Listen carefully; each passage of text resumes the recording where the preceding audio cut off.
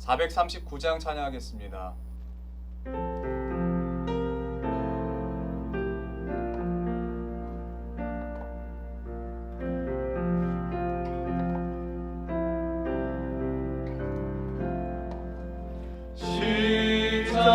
십자가로 가까이 나를 이끄시고 거기 흘린 보혈로 정죄하옵소서.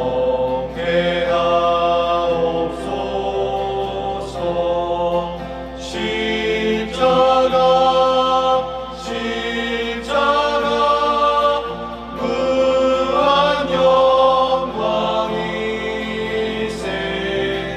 요단강을 건너는 영원하시건대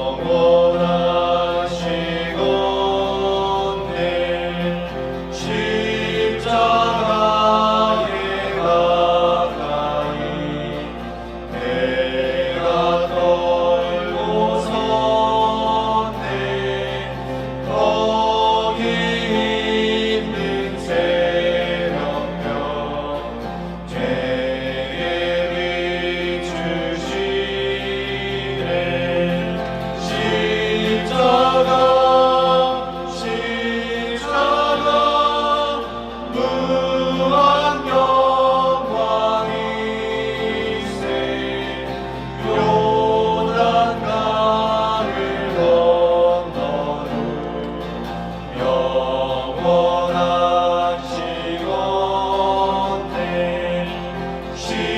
십자가로 가까이 가게 하시옵고 봉송하는 고생도 알게 하옵소서. 십자가 무한 영광이세. 요단강을 건너는 영원하시건대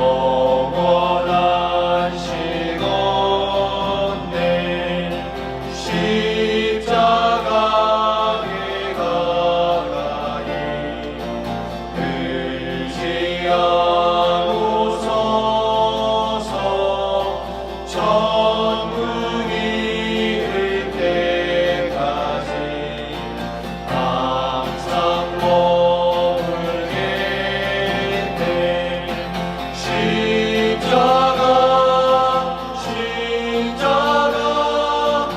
무한 영광이세. 요단강을 건너는 영원하시건대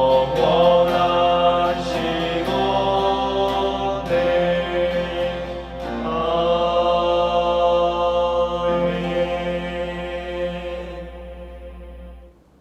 기도하겠습니다. 지금 살아서 역사하시며 우리 가운데 늘 놀라운 일로, 놀라운 길로 인도하여 주시는 주님, 주님을 찬양합니다. 새로운 하루, 새로운 한날을 주님께서 은혜의 선물로 주시고 이 허락하신 하루를 통하여 하나님과 동행하는 삶을 살아갈 수 있도록 이 새벽에 하나님께 예배함으로 우리를 인도해 주심에 감사드립니다.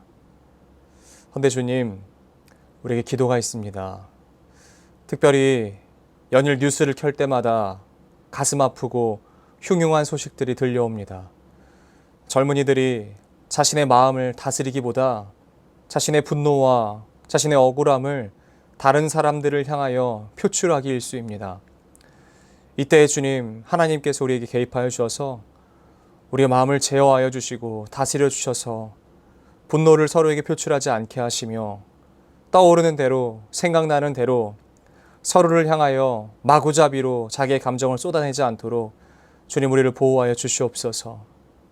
인간이 얼마나 연약한 존재인지 다시 한번 깨닫습니다. 자신의 마음 또한 그 감정 또한 제어하기에 너무나 연약한 존재인 것을 다시 한번 깨닫습니다. 주의 긍휼로 우리를 다스려 주시고 주의 자비로 우리를 인도하여 주시옵소서. 하나님의 말씀 앞으로 나아갑니다. 이 말씀을 통하여 주의 마음을 배우게 하시고 주의 사랑을 배우게 하시고 주의 섬김을 배우게 하여 주시옵소서. 주님께서 우리를 통해서 받으시고자 하는 그 마음이 무엇인지 우리가 이 시간 말씀을 통하여 깨닫게 도와주시옵소서. 그렇게 행하실 것을 믿고 감사드리며 사랑하는 우리 구주 예수 그리스도 이름으로 기도드립니다. 아멘. 하나님께서 오늘 우리에게 주신 말씀은 시편 61편 말씀입니다. 하나님이여, 나의 부르짖음을 들으시며 내 기도에 유의하소서. 내 마음이 약해질 때에 땅끝에서부터 주께 부르짖으오려니 나보다 높은 바위에 나를 인도하소서. 주는 나의 피난처시오 원수를 피하는 견고한 망대이심이니이다. 내가 영원히 주의 장막에 머물며 내가 주의 날개 아래로 피하리이다. 셀라. 주 하나님이여, 주께서 나의 서원을 들으시고 주의 이름을 경외하는 자가 얻을 기업을 내게 주셨나이다. 주께서 왕에게 장수하게 하사 그의 나이가 여러 대에 미치게 하시리이다. 그가 영원히 하나님 앞에서 거주하리니 인자와 진리를 예비하사 그를 보호하소서. 그리하시면 내가 주의 이름을 영원히 찬양하며 매일 나의 서원을 이행하리이다. 아멘. 저는 오늘 시편 61편 말씀으로 땅끝에서 반석 위에 라는 제목으로 하나님의 말씀을 증거하도록 하겠습니다. 우리가 오늘 함께 보고 있는 시편 61편은 전체 그 시편 가운데 제2권에 해당하는 책입니다. 시편을 보는 관점은 몇 가지가 있습니다. 1권을 창세기와 연관시키고 2권을 출애굽기, 3권은 레위기 순으로 연결해서 보는 것이 있습니다. 그렇다는 것은 2권에 해당하는 오늘 함께 보시는 61편은 출애굽기와 관련된 말씀들로 이루어졌다라는 사실로 우리가 알 수 있겠죠. 그러므로 이것은 구원과 연관되어 있는 말씀인 것입니다. 물론 학자들마다의 견해가 조금씩은 다르지만 다윗이 이 시편 61편을 작성한 때는 아마도 그의 인생의 말년에 압살롬을 피해서 도망다니면서 기록했을 것이다 라고 보고 있습니다. 그런데 사실 그 기록 시기가 언제가 되었든지 간에요, 상관없이 그 언제라도 다윗이 이 시를 쓰기에 타당하지 않은 그 시기는 그의 인생에 없는 것처럼 보입니다. 왜냐하면 잘 아시다시피 다윗의 인생은 전반에 걸쳐서 오늘 말하는 2절에서의 삶이 계속되었던 것을 우리가 볼 수 있기 때문에 그렇습니다. 내 마음이 약해질 때에 땅끝에서부터 주께 부르짖으오리니 나보다 높은 바위에 나를 인도하소서. 어릴 때는 부모로부터 존재에 대해 인정받지 못했습니다. 아버지 이새도 그를 말째로서 형제들 틈에도 놓지 않았어요. 그래서 심지어는 그는 아마 이복 형제일 것이다 라고 추측하는 경향도 있습니다. 어디 그뿐입니까? 원치도 않았던 기름 부음으로 받아서 10년이 넘는 시간 동안 사울을 피해 다니며 살았어야만 했습니다. 그리고 우여곡절 끝에 왕이 된 이후의 삶은 달라졌습니까? 왕이 되면 다 할 수 있을 줄 알았는데 그 주변에는 신하들이 못 살게 굴어요. 자기 마음대로 되는 일이 단 하나도 없어요. 인생으로 치자면 그는 늘 씨앗을 뿌리는 인생을 삶을 살았지 열매를 거두는 때가 없었던 것 같아 보입니다. 그러다가 인생 말미에는 그가 정말 사랑하는 아들 압살롬이 반역을 합니다. 어쩌면 후계 구도에서 압살롬을 가장 먼저 두었을지도 모를 만큼 다윗이 압살롬에 대한 신망이 두터웠습니다. 그런 그에게 반역을 경험하고 나니까요, 그는 사실 그의 인생을 포기하고 싶다는 생각이 들었을지도 모릅니다. 그 감정이 1절 말씀에 여실히 드러납니다. 하나님이여, 나의 부르짖음을 들으시며 내 기도에 유의하소서. 다윗이 지금 무엇을 하고 있다고 말하고 있습니까? 부르짖다라고 표현하고 있습니다. 그런데 여기서 부르짖다라는 표현을 다른 번역본을 살펴보면 울부짖었다라고 이야기를 해요. 울부짖었습니다. 하나님, 제가 하나님 앞에 울부짖고 있습니다. 단순히 목에 핏대를 세우고 말하는 것이 아니라 소리내어서 통곡하면서 말하고 있다라는 것이에요. 여러분, 보통 사람들이 소리내어 통곡은 언제 합니까? 견딜 수 없는 슬픔에 있을 때, 예상치 못했던 이별이나 아픔을 겪었을 때, 절망과 낙심으로 그의 삶이 처절하게 애가 탈 때 그렇게 울부짖습니다. 다윗이 지금 울부짖으며 하나님께 기도하고 있습니다. 그런데 보통 다윗이 하나님을 부르는 호칭에서 다윗의 상태나 감정을 우리는 쉽게 엿볼 수 있습니다. 다윗이 만약에 하나님의 이름을 여호와여라고 하는 것으로 부를 때는요, 결의에 차거나 그의 인생에 하나님의 직접적인 계임을 느끼며 하나님이 통치하신다는 사실을 선포할 때 이런 호칭을 사용합니다. 그러나 오늘은 1절을 이렇게 시작해요. 하나님이여. 그 말은 그가 더 이상 붙잡을 것이 없다 여길 때, 슬픔과 절망 속에 허우적거릴 때 그가 내뱉는 표현인 것입니다. 그래서 다윗의 기도의 내용을 우리가 유심히 살펴봤어요. 오늘 제가 이 말씀을 보기 위해서 굉장히 오랫동안 묵상해 봤어요. 과연 이런 상황 가운데 있을 때 다윗이라면 어떤 기도를 할까? 우리랑은 다른 기도를 할까? 아니면 그도 사람이니까 우리와 비슷한 기도를 할까? 여러분, 시편 61편은요. 예수님의 주기도문을 제외하고 사람으로서 기록할 수 있는 성경 전체의 기도문 중에서 우리에게 좋은 표본이 되는 기도문 중에 탁월한 한 편 중 하나입니다. 왜냐하면 그가 기도한 내용 때문에 그래요. 이 정도의 상황이라면 다윗이 말하고, 이 정도의 상황이라면 다윗이 기도해야 되는 내용이 무엇일까요? 아들 압살롬에게 반역을 당했습니다. 또한 그뿐 아니라 인생 전반으로 예를 들어보자면 사울을 피해 도망다닐 때, 아버지로부터도 인정받지 못할 때, 또한 신하들이 괴롭힐 때, 주변 나라들과 전쟁할 때, 정말 두려워 떨 때, 그런 상황 가운데 있을 때에 우리라면 어떻게 기도할까요? 하나님, 너무 억울합니다. 하나님, 저를 다시 왕의 자리로 좀 돌려주십시오. 제 왕의 자리, 저거 제 겁니다. 제가 누리던 자리입니다. 제게 힘을 다시 허락해 주십시오. 하나님, 저 사울이라는 왕 좀 없애주십시오. 하나님, 저 블레셋 좀 없애주십시오. 라고 기도했을 것 같아요. 내 대적을 없애고 내 문제를 해결해달라고 말해야 상식적인 기도이고요. 우리가 평소에 하는 기도가 아니겠습니까? 그런데 다윗이 기도한 것이 무엇인 줄 아세요? 2절 말씀 다시 한번 볼까요? 내 마음이 약해질 때에 땅끝에서부터 주께 부르짖으오리니 나보다 높은 바위에 나를 인도하소서. 자신의 지금 상황이 땅끝에 있다라고 먼저 말을 해요. 하나님, 저는 지금 땅끝에 있습니다. 땅끝은 말 그대로 물리적인 땅끝일 수 있어요. 그보다 그런데 성경에서 시적인 표현으로 쓰이는데요. 하나님과의 관계가 단절된 상태, 하나님의 임재를 더 이상 느낄 수 없는 상태를 말할 때 사용하곤 합니다. 그런 상태에서 다윗이 구하는 것은 무엇인 줄 아십니까? 땅끝에서 하나님의 임재를 더 이상 누리지 못할 만큼, 느끼지 못할 만큼 아주 멀리 갔다라고 여기는 그때에 자신이 구하는 것은 하나님, 내 상황을 좀 변화시켜 주십시오. 내 대적을 물리쳐 주십시오. 왕의 자리를 복권시켜 주십시오라고 하는 그 기도가 아니라 하나님, 저를 높은 바위 위로 인도해 주십시오. 하나님, 저를 높은 바위 위에 세워 주십시오. 도대체 높은 바위가 무엇이기에 이렇게 기도합니까? 여러분, 반석이라는 표현입니다. 이 반석이 뜻하는 바는 무엇입니까? 성경 전체를 토론해서 본다면 반석, 바위, 높은 바위라는 뜻은 하나님인 것이에요. 다윗의 기도는 그냥 일상적인 기도가 아니라 하나님의 임재를 더 이상 누리지 못할 때, 하나님의 임재가 더 이상 느껴지지 않을 때, 하나님이 더 이상 보이지 않을 만큼 그의 삶이 처절히 나락으로 떨어진 것 같은 그 상황 가운데에서 하나님, 저를 하나님께로 인도해 주십시오라고 기도하는 것입니다. 하나님, 저를 하나님께로 인도해 주십시오. 다시 하나님께로 인도해 주십시오라고 기도하는 것이에요.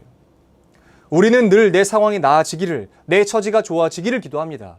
여러분, 그것이 잘못되었다는 것이 아니니까 잘 들으십시오. 다윗은 한 차원 더 나아가는 것을 볼 수 있어요. 이것이 왜 우리의 기도의 지표가 되겠습니까? 우리가 해야 되는 기도가 한 걸음 더 나아가야 되기 때문에 그래요. 우리가 해야 되는 기도는 단순히 나의 문제, 나의 상황, 내가 기도해야 되는 어떤 문제뿐만 아니라 내가 한 걸음 더 나아가야 되기 때문에 이것을 지표 삼아서 나아가라는 것이에요. 늘상 내 상황만을 위한 기도가 아니라 거기서 한 걸음 더 나아가 상황을 뛰어넘는 기도로 우리가 나아가야 될 줄을 믿습니다. 오늘 본문 61편을 보면 다윗이 인식한 그가 지금 처한 문제의 근원은 압살롬의 반역도 다른 어떤 외부의 원인으로 돌리지 않습니다. 하나님의 임재가 그의 삶에서 사라진 것이 그는 문제라고 말하고 있습니다. 그러므로 그의 기도의 내용은 하나님의 임재 정중앙으로 인도해 달라는 거예요. 하나님, 제 삶에 지금 하나님의 임재가 느껴지지 않습니다. 하나님, 제 삶에 하나님이 떠나신 것만 같습니다. 그러니까 하나님, 저를 하나님의 임재의 정중앙으로 인도해 주십시오. 하나님의 임재 가운데로 우리를 인도해 주십시오라고 기도하는 거예요. 자세히 61편 본문을 살펴보면요, 다윗의 문제는 없어지지 않았습니다. 2절, 3절, 4절 볼 때 다윗의 문제는 사그러지지 않았어요. 없어지지 않았어요. 그러나 그의 그 기도에 따라서 그는 땅끝에서 어디로 인도하는지 그 기도의 흐름을 한번 보십시오. 바위, 그리고 피난처이신 하나님, 견고한 망대, 주가 계시는 장막, 그리고 나서 결국에는요, 주님의 날개, 그는 밑으로 들어갑니다. 즉 하나님의 임재 속으로 들어간다는 거예요. 마찬가지입니다. 내 삶의 문제는 그 문제가 아닌 것이에요. 내가 하나님으로부터 멀리 떨어져 있음에도 그것을 문제로 인식하지 못하는 것이 문제입니다. 압살롬의 반역의 문제가 작은 것은 결코 아니었습니다. 여러 대적의 소리가 없는 것도 아니었습니다. 문제가 없는 것이 아니었습니다. 그러나 그것은 눈에 보이는 현상일 뿐 진짜 문제는 내 삶에 하나님의 임재가 끊어진 것이라는 것이에요. 마찬가지로 우리의 삶의 문제는 언제 끝날까요? 내가 처한 이 상황이 끝나야 끝날까요? 문제 현상이 사라졌을 때일까요? 결코 그렇지 않습니다. 문제라는 산을 넘자마자 더 큰 산이 찾아오는 게 우리 인생이에요. 내 삶의 문제가 끝나는 때는 하나님의 임재로 가득 채워졌을 때, 하나님의 그의 그늘 날개 밑으로, 그의 안에 하나님의 품 안으로 들어갔을 때인 줄로 믿습니다. 그러므로 우리가 바라봐야 하는 것은 이제 하나님의 임재, 그것을 바라보고 기도할 때인 줄로 믿습니다. 그리고 여러분 오늘 본문을 한번 잘 살펴보십시오. 시편 61편이 시작되고 채 8절까지밖에 되지 않은 이 짧은 구절이 끝나기도 전에 다윗은 이미 그의 기도에 응답을 받았던 것을 볼 수 있습니다. 주 하나님이여, 주께서 나의 서원을 들으시고 주의 이름을 경외하는 자가 얻을 기업을 내게 주셨나이다. 우리가 여전히 기도하고 있는 이 상황 가운데 하나님은 그 기도의 응답을 이미 준비하고 계시는 줄 믿습니다. 땅 끝에서 하나님의 임재와 그 단절된 삶을 살아가고 있다면 우리도 우리의 문제에 함몰되는 것이 아니라 하나님의 임재를 사모함으로 주님 보좌 앞으로 나아가는 그 기도를 하시길 바랍니다. 그리고 여러분 반드시 기억하세요. 내 기도가 내 입술에서, 내 마음에서, 내 삶에서, 내 어떤 행동 안에서 끝나기도 전에 하나님은 그 기도의 응답을 이미 들고 우리를 기다리고 계시는 줄로 믿습니다. 그 하나님의 임재를 누리신 하루가 되시기를 축복합니다. 하나님의 임재로 가득 채워지신 하루가 되시기를 주님의 이름으로 축복합니다.